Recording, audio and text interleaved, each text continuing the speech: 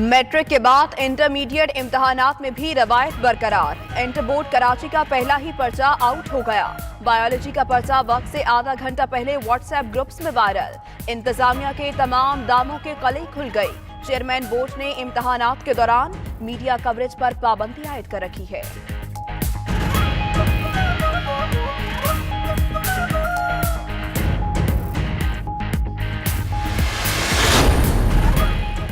कराची में गर्द आलूद हवाएं थमते ही बूंदाबांदी शुरू। डिफेंस, कलेक्टर, नॉर्थ नाजिमाबाद समेत बेशतर इलाकों में आसमान से बूंदें बरसने लगी। उधर तेज हवाओं के बायस दीवार गिरने से जख्मी बच्ची दम तोड़ गई।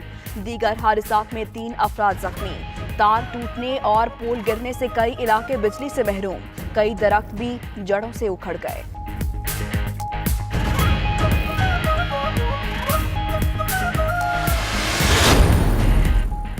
बलोचिस्तान में बादलों का नया सिलसिला दाखिल। मुख्तलिफ इलाकों में जल थल एक हो गया। डीआई खान, हरनाई, जियारत और गवादर समेत मुख्तलिफ इलाकों में बादल खुलकर बरसे। नशेबी इलाके ज़ेरे आब। नदी नालों में तुग़यानी बारिशों का सिलसिला बुध तक जारी रहेगा।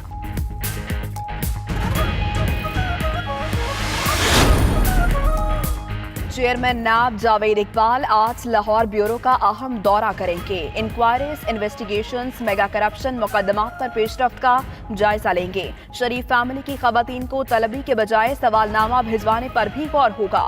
उधर नैब लाहौर ने रमजान शुगर मिल केस में हमजा शहबाज को आज फिर तलब कर रखा है।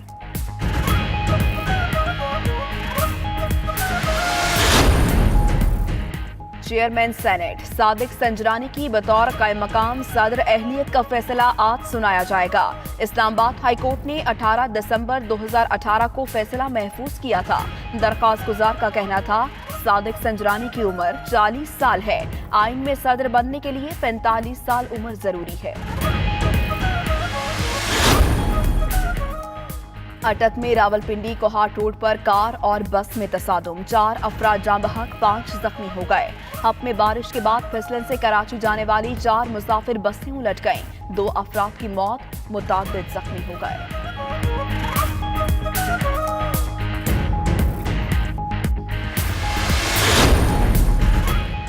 कराची सुपर हाईवे पर इंडस्ट्रियल एरिया में तोलिया फैक्ट्री में आग। 2 अफराद झुलस कर जख्मी। फायर ब्रिगेड की 6 गाड़ियों ने आग पर काबू पाया। उधर अब्दुल्ला कॉलेज के करीब गाड़ी में अचानक आतिशज़दगी से एक ही खानदान के 7 अफराद जख्मी हो गए।